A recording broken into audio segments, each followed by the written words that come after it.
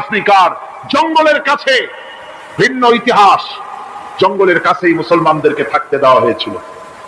মনে করা হয়েছিল জঙ্গলের সমস্ত হিংস্র প্রাণীরা এই মুসলমানদের শেষ করে দেবে, যুদ্ধ করা লাগবে না। হযরতে সাদ সে অবস্থা বুঝতে পারলেন, তিনি একটা মঞ্চ তৈরি করলেন।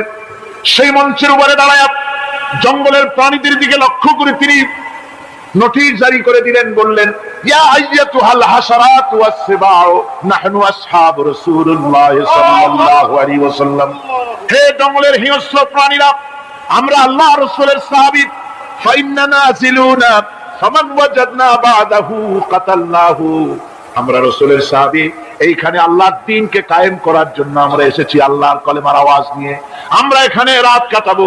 সুতরাং এই জঙ্গলের ভিতরে হিংস্র প্রাণী যত আছো সব আমাদের এই জায়গা ছেড়ে অন্যত্র চলে যাও।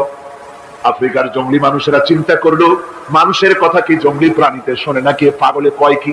তারা তাকায় তাকায় দেখলো হযরতে সাদের এই ঘোষণার পরে বাঘের কাতারে বাঘ, সিংহের কাতারে সিংহ, সাপের কাতারে সাপ, যার যার ডিম আর বাচ্চা গুলি মুখে কামড়ায়া সাহাবীদের এলাকা ছেড়ে দিয়ে তারা অন্যত্র চলে গেল।